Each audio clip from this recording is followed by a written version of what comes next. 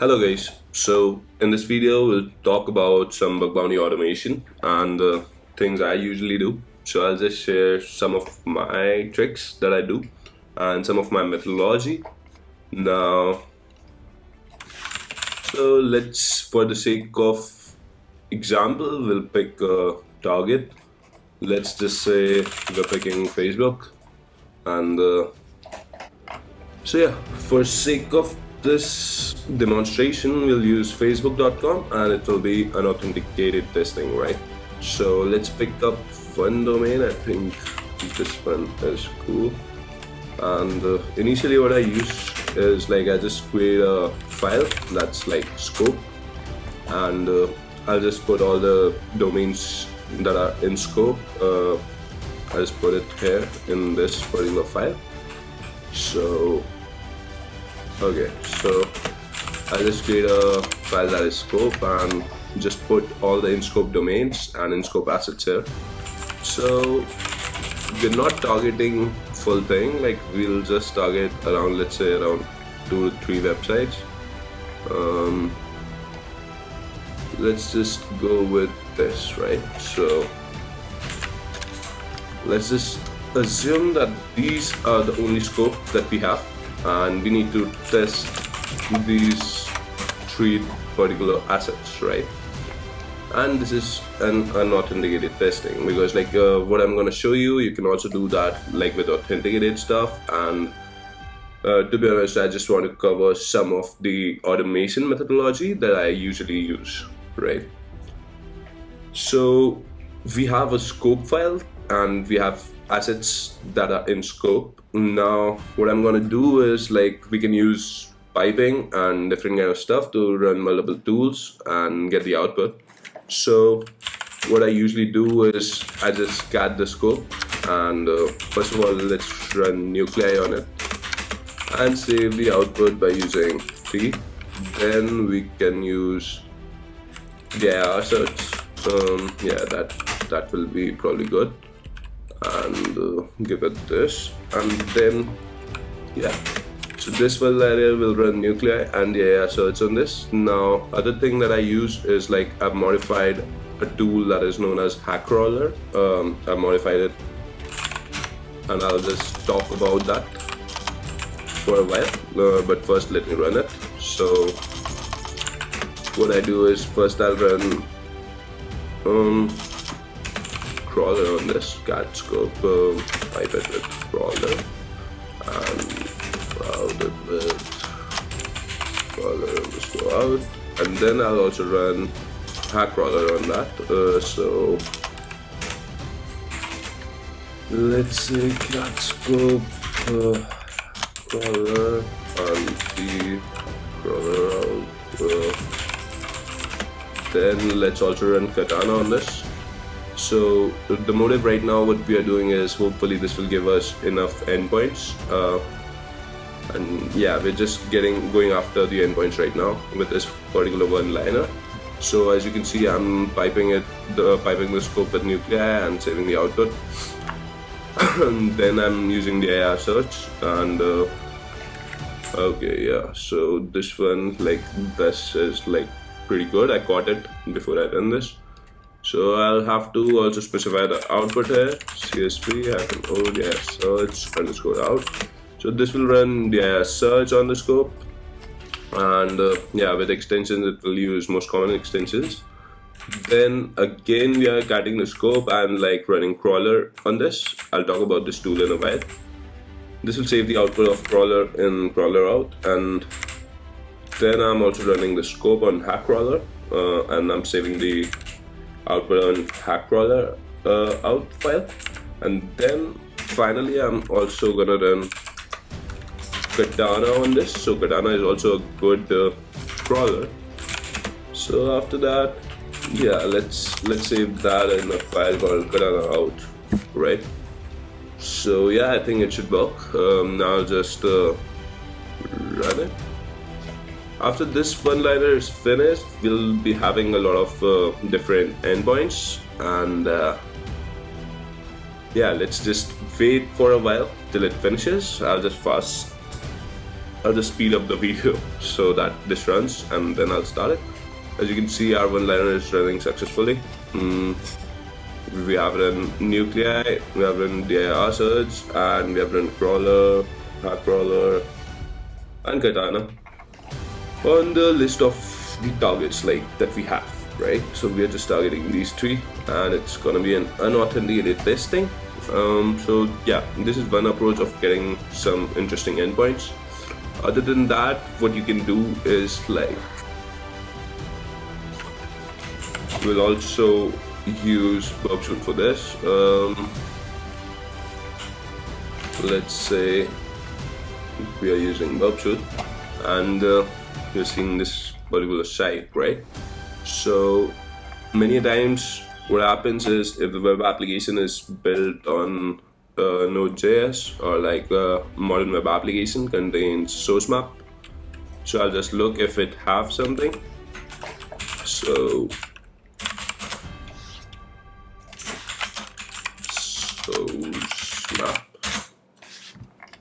So if there was a JS file, then there would be a source mapping URL you can use, and then you can use tools like source unmapper to download the whole JS source code that's available on the front end. Whenever you find a source mapping URL, always use source unmapper to download the whole JavaScript code. Right now our nuclei is running here. So what else we can do on these particular three targets, right? We have three targets. That is, let's just check out what was the third one. So the third one was business.facebook.com. Yeah. So after opening these three targets, first of all, we can probably set up the scope, and I'll just copy this. If you have it in the file, you can also load the scope directly from the file. But yeah, as you can see, we have pasted the target scope. So this is of course, this is the first thing to do, and then close this. And then in the search, just search for in-scope assets. So now we are only seeing the in-scope assets, right? Okay guys, so as you can see, our one-liner has been completed, and we have all the output. So just by one line we ran dir search, and we have the output of dir search. We done hakrawler, that's an awesome tool by Hackloop, and we done katana, and then we done crawler. So basically what crawler does is I have modified Hackloop's hakrawler tool a little bit, and along with putting out the endpoints of a URL, it also fetches the input name of the URL, and it arranges it in this particular manner, that is these parameters. So if we just search for this, so wherever the input field is found, that is the HTML tag that is input is found, it just fetches the input name as well. So these are the parameters that it has fetched from Facebook, right? And not only this, I have also modified it to basically save all the parameters name into the home directory of the user. So because we ran this particular modified tool, it's available on my GitHub repo, by the way. So yeah, I've forked the hakrawlers tool, and what it does is if you just check out the parameters. So yeah, now just by running this particular tool on multiple targets, we are able to get a good parameter list. So yeah, that's also one thing to keep in mind while building an automation. So you would want to use the data that you are dealing with, right? So for me, I try to create my own custom word lists with parameters and endpoints as well. So by using this particular tool, my word list keeps on increasing, and at the end, I'll have a bigger word list if it's ever required for me to brute force a parameter, right? So for parameter brute forcing, it's really awesome because it just saves all the input name attribute, and this way I can have a big parameter word list. Not each entry is useful here, but yeah, most of the time it's useful, right? It's pretty useful. So now we have all these particular tools, right? Like, and all this output, like we have hakrawler's output, we have katana's output. So the whole goal of this was to gather as much endpoints as we can just by doing active recon, right? So we haven't done any kind of passive recon. We can use certain other tools as well, like link finder, and then maybe use get all URLs or wayback URLs and stuff like that to gather more URLs and more endpoints. But right now it's just the initial phase. So yeah, I think that's pretty much it. That's pretty good in my opinion. Along with that, I don't know if you have read the text that was coming up onto the terminal in the Star Wars format, but yeah. So if you haven't read it, so let me just describe it. So what a pipe does in Bash is it takes the output of the first command you run and gives it to the second command as an stdin, right? So it basically pipes the input. It pipes the output of the first command to the input of the second command. So that is pipe, and then the semicolon act as a new line here. It's basically a command separator. So, and the first command will run, and after it executes, another command will run. So if I use sleep 5 and then semicolon, who am I? Then it will wait for 5 seconds, 1, 2, 3, 4, 5, and then it will output my name, right? So yeah, there's that. Other than that, one interesting thing that you should know about is like using one-liners, and I'll add in the GitHub repository of awesome Bash one-liners. That is like very good if you haven't checked it out yet. Bash one-liner GitHub. So it's a very good GitHub repository, and it contains almost a lot of useful material that you can use while creating an automation for Bash, right? So for example, let's say if I just search while loop, so yeah, this is just a single one-liner, and like I can use this particular one-liner to do anything, right? So let's just say while we are a headline, do this and have my file as scope. Then I can just do curl $line, and what this will do is like it will read the scope file, and then it will curl all the lines that are presented in the scope file, and yeah, it will give us the output. So I'm basically curling every target, right? This could be more clear. Let's just use this. So this is it. And then the other thing I wanted to talk about was the T command that I use. So the T command here is, so the T is like a splitting command. So what it does is like it splits the output into the file, and it also splits it on the terminal, right? So you're seeing the output and it's getting saved into the file. So if I split this particular loop into, let's say, testing T, 1, 2, 3. So the whole output will be saved here, right? So all the output, all the headers, all the header responses is saved. So yeah, that's a really good tool, I would say, because it helps you in saving the output, right?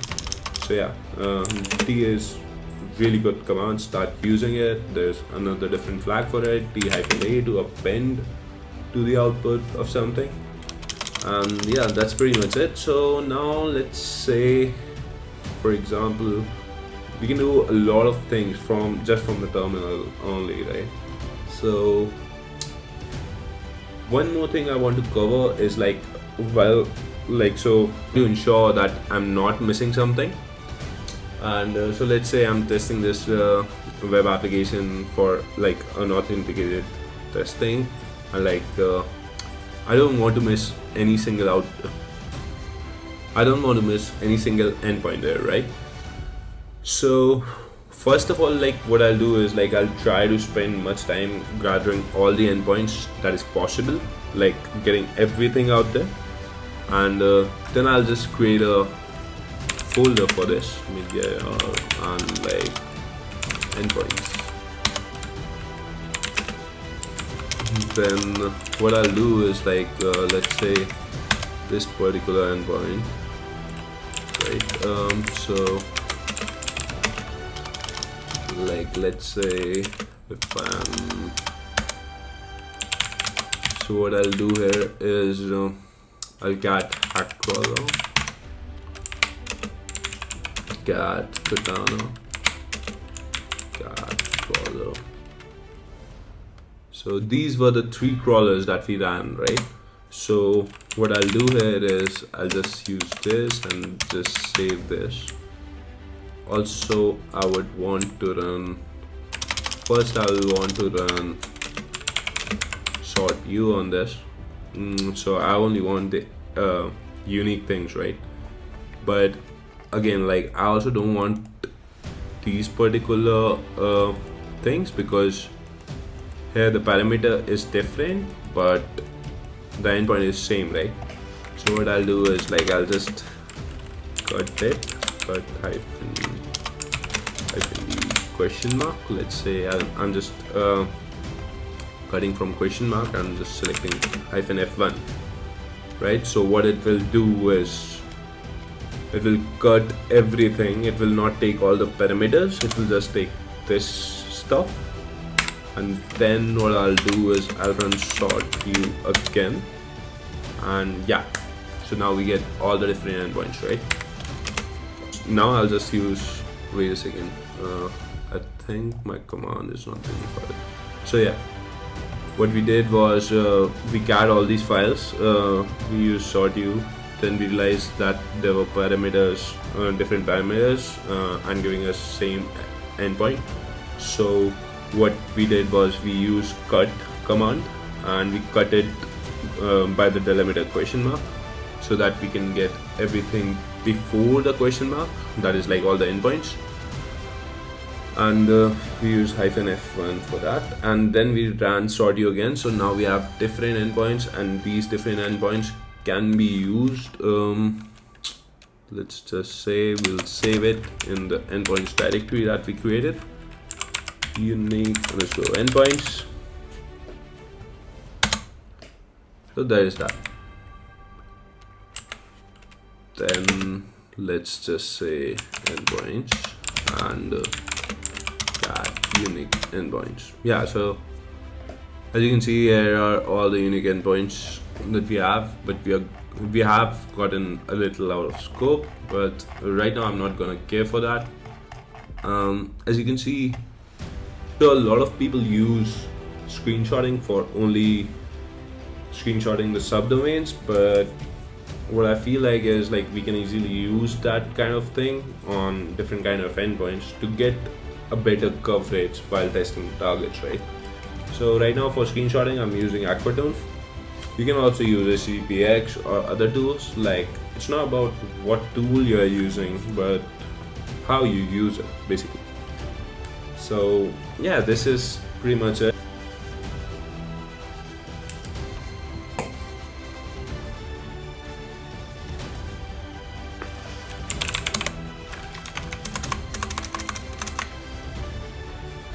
So yeah, in this video we learned about using single liners for automation, using while loop and different kind of loops.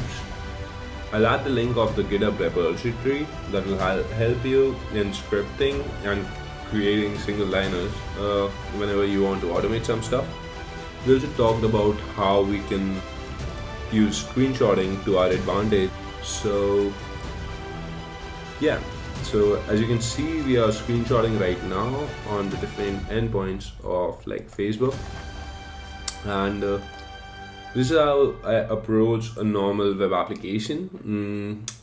After so yeah, because like then you'll have a different kind of endpoints, and we did all this just by using like a single line and some commands, right? So this is really not much. Like this is like I do before even starting my test on a target.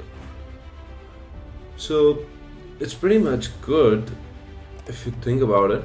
So if we just check what we have screenshotted, we have this one particular endpoint, that is business.facebook.com. It adds rapid feedback. Yeah, so we can probably run some parameter brute forcing here. I don't know. Yep. Definitely we can run some parameter brute forcing here from now, and then we have some groups on Facebook. Then we have this particular endpoint that is for registration on m.facebook.com. So yeah, these kind of things is something that I do before I start testing on a target, right? So hopefully you learned something from this video, and yeah, these are different kind of endpoints that we have screenshotted. If you want to do the same thing authenticatedly, you can by using HTTPX or some other tool, or maybe just hook it up with a Bubshoot proxy and add the authentication there, right? So yeah, it's a pretty sweet tool for automating stuff. Yeah, this is pretty much it. We looked at how you can use single liners, commands, how you can pipe commands, how you can use D, and how you can screenshot to get a better visualization, right? And hopefully this will give you a better coverage because you have so many different endpoints, and now you can like just do a checklist on all of these endpoints, right? You can do parameter fuzzing and different kind of stuff on all the pages and ensure that you don't miss out on particular things.